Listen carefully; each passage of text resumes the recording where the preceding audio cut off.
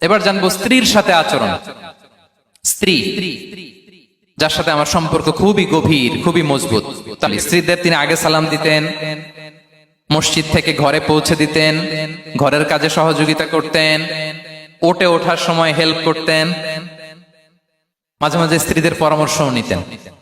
বিষ্ণু ইসলাম নিজ হাতে ঘরে উটের দুধ দহন করতেন, রুটি সেকা দিতেন, কাপড় সেলাই করতেন, এই কাজগুলো করতেন। এবং আম্মা জান আয়েশা রাদিয়াল্লাহু তাআলা আনহাকে এত ভালোবাসতেন, তিনি বলেন, আমি গোশত খেয়ে ওইটার হাড্ডিটা রেখে দিলে বিশ্বনবী আমার খাওয়া হাড্ডিটা নিয়ে আবার চষতে শুরু করতেন। আমি গ্লাসের যেখান দিয়ে পানি খেতাম, পেয়ালার খুঁজে খুঁজে বিশ্বনবী ওই জায়গায় ঠোঁট লাগিয়ে পানি খেতেন। মাইমুনা রাদিয়াল্লাহু তাআলা আনহা বলেন যে আমি আর বিশ্বনবী এক বালতি থেকে মগ দিয়ে পানি নিয়ে দুজনে গোসল করেছি। আল্লাহু আকবার, কি চমৎকার আচরণ। এবং স্ত্রীদের নিয়ে তিনি সফর করতে বেরোতেন।